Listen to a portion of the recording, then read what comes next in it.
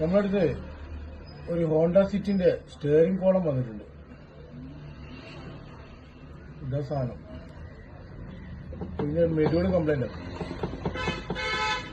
ഇപ്പൊ മെഡ്യൂൾ അയച്ചിട്ട് ഞാൻ കാണിച്ചത് എന്താ സംഭവം. ഓക്കെ, ഞാൻ ഇത് അയച്ചെടുത്തിട്ടുണ്ട്. സംഭവം ഇത്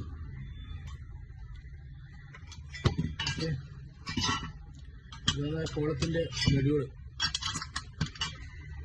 ഇത് അയച്ചിട്ട് നന്നാക്കിയിട്ട് എങ്ങനെ ഇത് കാണിച്ചത്. ഇത് സ്റ്റിയറിങ് ഭയങ്കര ടൈറ്റാണ്. ഓക്കെ, അത് ചെയ്തിട്ട് കാണിച്ചത്. ഇതിന് സാധനത്തിന്റെ കംപ്ലൈന്റ് വന്നത് ഈ പ്രോഗ്രാം അയച്ചാന്ന് കംപ്ലൈന്റ് വന്നിട്ടുള്ളത്.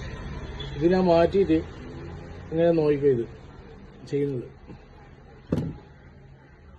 ഈ ഐ സി മാറ്റിക്കഴിഞ്ഞു. ഇതാണ് ഈ ഐ സി.